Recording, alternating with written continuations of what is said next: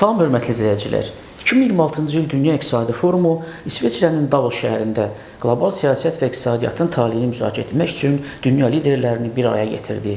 Dialoq ruhu şüarı ilə keçirilən bu ilki forum bir daha göstərdi ki, beynəlxalq münasibətlərdə qarşıdurma meyllərinin gücləndiyi, geosiyasi risklərin artdığı bir dövrdə dialoq heç vaxt olmadığı qədər vacibdir. Bugünkü buraxılışda Davos 2026-nın ortaya qoyduğu əsas siyasi və iqtisadi mesajlara nəzər salacaq. İsveçrənin Alp dağlarında yerləşən kiçik Davos şəhəri bu dəfə də dünyanın diqqət mərkəzinə çevrildi. Yüzlərlə tanınmış siyasətçi, iqtisadçı, biznes və texnologiya nümayəndəsi qlobal miqyasda ən aktual və ən mürəkkəb problemləri müzakirə etmək üçün burada toplaşdı. Forum üçün seçilən dialoq ruhu mövzusu təsadüfi deyildi. Çünki beynəlxalq münasibətlərdə qarşıdurma meylləri güclənir, güc siyasəti dialoqu sıxışdırır və bu şəraitdə ünsiyyət artıq seçim yox, zərurət kimi qəbul olunur. Davos 2026 bu baxımdan tarixi miqyas aldı. Forumda təxminən 400 yüksək səviyyəli siyasi lider, o cümlədən 65-ə yaxın dövlət və hökumət başçısı, 850-yə yaxın iri transmilli şirkətin rəhbəri, eləcə də 100-ə yaxın startap və texnoloji innovator iştirak etdi. Bu, Dünya İqtisadi Forumunun tarixində qeydə alınmış ən yüksək siyasi iştirak göstəricilərindən biri oldu və forumun qlobal proseslərə təsir imkanlarını bir daha ön plana çıxardı.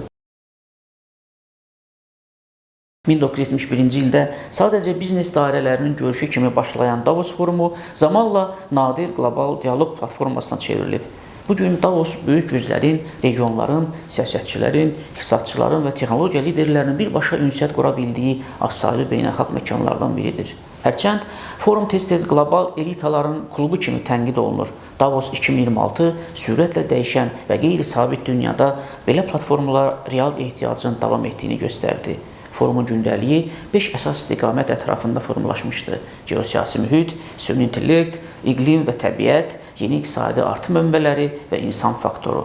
Texnologiya, maliyyə, enerji və istehlak malları sektorlarından da olan qlobal şirkət rəhbərliyinin fəal iştirakı bu sahələrin müasir dünya iqtisadiyyatında həlledici rol oynadığını bir daha təsdiqlədi. Bununla yanaşı, tarif siyasəti, ticarət münaqişələri və regional təhlükəsizlik məsələləri də müzakirələrin əsas mövzuları sırasında yer aldı.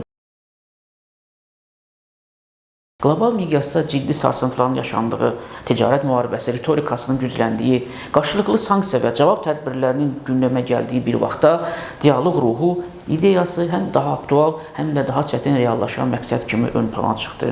Davos forumu bu ziddiyyəti açıq şəkildə nümayiş etdirdi. Forum çərçivəsində təqdim olunan Qlobal Əməkdaşlıq Barometri 2026 hesabatında da qeyd olunur ki, bütün çətinliklərə baxmayaraq qlobal əməkdaşlıq müəyyən dayanıqlıq göstərir. Lakin mövcud əməkdaşlıq səviyyəsi iqtisadi, təhlükəsizlik və ekoloji problemli miqyasına uyğun deyil. Forumda açıq etiraf olundu ki, dünya iqtisadiyyatı daha mürəkkəb və qeyri-müəyyən mərhələyə daxil olub. Kapital hələ də texnologiya və infrastruktur layihələrinə yönəlir. Lakin siyasi risklər, sanksiyalar və ticarət münaqişələri investorları daha ehtiyatlı davranmağa məcbur edir. Bu baxımdan Davos 2026 nikbinlikdən daha çox xəbərdarlıq mesajları ilə yadda qaldı. Süni intellekt isə forumun əsas müzakirə mövzularından biri oldu. Davos 2026-da artıq süni intellekt gələcəyin texnologiyası kimi deyil, bu gün iqtisadiyyatı formalaşdıran real güc kimi qiymətləndirildi.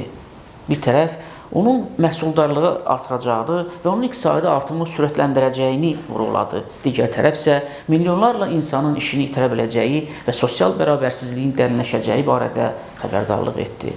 Nəticədə ümumi fikir formalaşdı ki, süni intellekt artıq təkcə texnoloji deyil, siyasi və sosial məsələdir və dövlət tənzimlənməsi qaçılmazdır.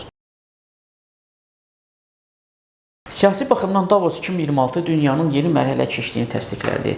Beynəlxalq münasibətlərdə liberal qaydalar zəifləyir, onların yerini güc balansına əsaslanan yanaşmalar tutur. ABŞ, Avropa və Çin arasında iqtisadi və təhlükəsizlik mövqeləri getdikcə daha çox fərqlənir. Dialoq çağırışlarına baxmayaraq, real siyasətdə kompromislərin daraldığı açıq hiss olunur.